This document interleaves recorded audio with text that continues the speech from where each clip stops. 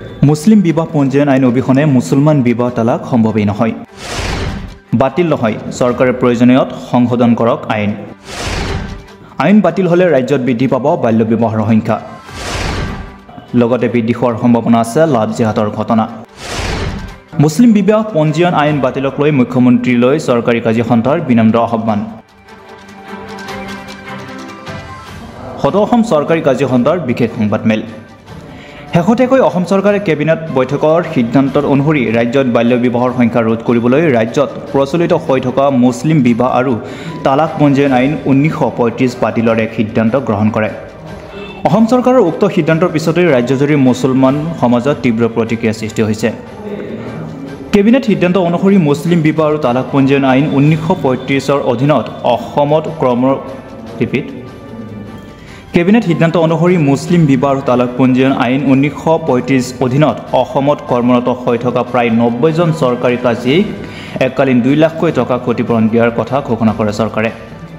চৰকাৰৰ এই সিদ্ধান্তৰ পিছতেই চিন্তিত হৈ পৰিছে সদৌ অসম চৰকাৰী কাজী সন্থা। আজি মহানগৰৰ হাতীগাঁওস্থিত কামৰূপ মহানগৰ সদৰ কাজী কাৰ্যালয়ত সদৌ অসম চৰকাৰী কাজী সন্থাৰ এক বিশেষ বৈঠক অনুষ্ঠিত হয়। সদৌ অসম চৰকাৰী কাজী সন্থাৰ সভাপতি তথা কামৰূপ মহানগৰ সদৰ কাজী মৌলানা ফখৰুদ্দিন আহমেদ কাছিমিৰ সভাপতিত্বত অনুষ্ঠিত হোৱা সভাৰ অন্তত এক সংবাদমেল সম্বোধন কৰে। সংবাদমেলত সদৌ অসম চৰকাৰী কাজী সন্থাৰ সভাপতিয়ে সন্থাৰ হৈ অসম চৰকাৰৰ মুখ্যমন্ত্ৰীক কেইবাটাও দাবী জনাই নিজৰ মন্তব্য প্ৰকাশ কৰে। সাংবাদিক বন্ধুসকল, সালাম ল'ব। আজি আমি গোটেই অসমৰ ইমূৰৰ পৰা সিমূৰলৈকে যিসকল চৰকাৰী কাজী চাহাবসকল আছিল তেওঁলোকক লৈ এখন আমি মিটিং পাতিলোঁ আৰু কেবিনেটত যিটো সিদ্ধান্ত হৈছে এই সিদ্ধান্ত আমাৰ চৰকাৰে কিবা এটা সিদ্ধান্ত লৈছে, যিটো সিদ্ধান্তই অসমৰ জনগণক মুছলমান ৰাইজৰ অত্যন্ত ক্ষতি হ'ব। মানুহবোৰ অনাই বনাই ঘূৰি ফুৰিব আৰু লগতে চাইল্ড মেৰেজো বেছি হ'ব। চৰকাৰী কাজীসকলৰ ওচৰত আহিলে আমি ছানবিন কৰি সেইবোৰ পৰীক্ষা নিৰীক্ষা কৰিহে আমি বিয়াবোৰ ৰেজিষ্ট্ৰেশ্যন কৰি দিওঁ। আমি প্ৰস্তাৱ গ্ৰহণ কৰিছোঁ, আমি মেমৰেণ্ডমো আমি ইতিমধ্যে আমি সাজু কৰিছোঁ। আমাৰ অসমৰ সকলোৰে শ্ৰদ্ধাৰ মাননীয় আমাৰ মুখ্যমন্ত্ৰী মহোদয়ৰ ওচৰলৈ আমি মেমৰেণ্ডম দিম আৰু আবেদন জনাম। নিশ্চয়কৈ এজন দক্ষ মুখ্যমন্ত্ৰী বুজিব আমাৰ আবেদন আৰু এই যিটো কেবিনেটৰ সিদ্ধান্ত এইটো তেখেতে সলনি কৰিব। একখনত কিবা যদি আছে তাতে তেখেতে এমেণ্ডমেণ্ট কৰিব, আমাৰ ক'বলগীয়া একো নাই। আৰু যাতে ৰেজিষ্ট্ৰেশ্যনটো মুছলিম বিবাহ এইটো বাকী থাকে তাৰ কাৰণে আমি সকলোৱে একমত হৈ তেখেতৰ ওচৰলৈ আমি নিবেদন লৈ যাম বুলি আমি প্ৰস্তাৱ গ্ৰহণ কৰিছোঁ। তেখেতক হয়তো কোনে কেনেকৈ বুজাইছে সেইটো আমি নাজানো। আমাৰ চৰকাৰী কাজীসকলে কেতিয়াও বাল্য বিবাহ কৰা নাই, নকৰে। আমিতো কাগজবিলাক চাই মেলিহে কৰোঁ। ভোটাৰ কাৰ্ড বিচাৰোঁ, আধাৰ কাৰ্ড বিচাৰোঁ, এডমিট কাৰ্ড বিচাৰোঁ, বাৰ্থ চাৰ্টিফিকেট, জন্মৰ চাৰ্টিফিকেট বিচাৰোঁ। সেইবোৰ নাথাকিলে আমি বিয়াই পাতি দিব নোৱাৰোঁ। চৰকাৰৰ গাইডলাইন মতে আমি কৰোঁ।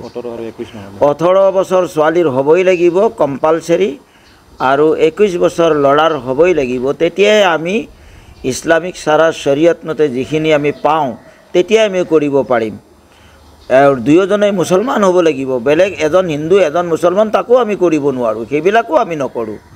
তেখেতক কোনে কেনেকৈ বুজাইছে সেইটো নাজানো। আমি নিশ্চয়কৈ তেখেতে বুজিব আমাৰ আবেদনখিনি, ৰাইজৰ ফালে নিশ্চয়কৈ তেখেতে চাব বুলি আমি আশা। এতিয়ালৈকে আমি ভাবা নাই, ন্যায়ালয়ৰ দ্বাৰস্থ হ'বলৈ ভাবা নাই। অসমৰ মুখ্যমন্ত্ৰী মহোদয়ক জনোৱাৰ পিছত আশা কৰোঁ হৈয়ে যাব।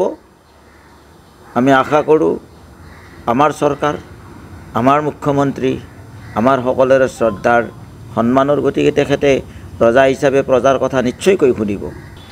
ৰাইজে বিচাৰ কৰিব আৰু লিগেল টিম আছে, লিগেল টিমে পিছত চিন্তা কৰা যাব, এইটো বিবেচনা কৰা যাব। একেবাৰে লাষ্ট অপশ্যন হ'ব সেইটো, এতিয়া আমি ভবা নাই। এতিয়া মূল দাবীটো হৈছে এইটো কেবিনেটৰ যিটো সিদ্ধান্ত খাৰিজ বুলি কৈছে, খাৰিজ নকৰি আমাৰ একখনত যদি কিবা থাকে আকোৱাহ থাকে তাক এমেণ্ডমেণ্ট কৰক, সেইটোত আমাৰ বাধা একো নাই। গতিকে এইখন খাৰিজ কৰিব নালাগে।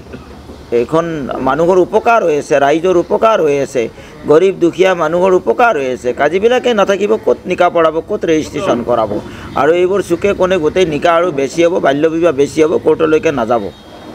এইটো আৰু বেছি হ'ব, কোনে কৰিব? এই অথৰাইজ পাৰ্চনটো নাথাকিব যে 18 বছৰ কেনেকৈ হ'ব, কেনেকৈ কৰিব তেওঁলোকে? কোনো মৌলানাই কোনো মঞ্চী এইবিলাক নকৰিব, এনেই পঠাই দিব, ক'ৰবাতে পঠাই দিব।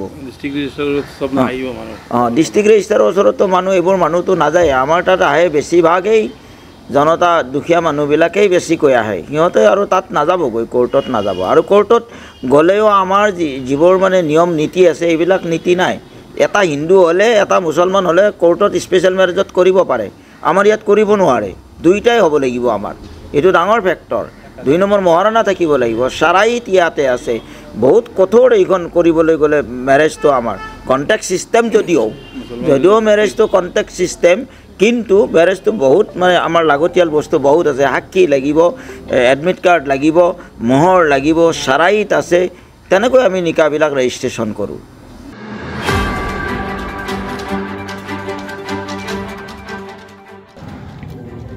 যদি চৰকাৰে ইতিমধ্যে কেবিনেট বৈঠকত গ্ৰহণ কৰা সিদ্ধান্ত পুনৰ বিবেচনা নকৰে, তেন্তে অন্তিম পৰ্যায়ত সদসম চৰকাৰী কাৰ্যসন্থাই ন্যায়ালয়ৰ দ্বাৰস্থ হোৱাৰ কথাও প্ৰকাশ কৰে।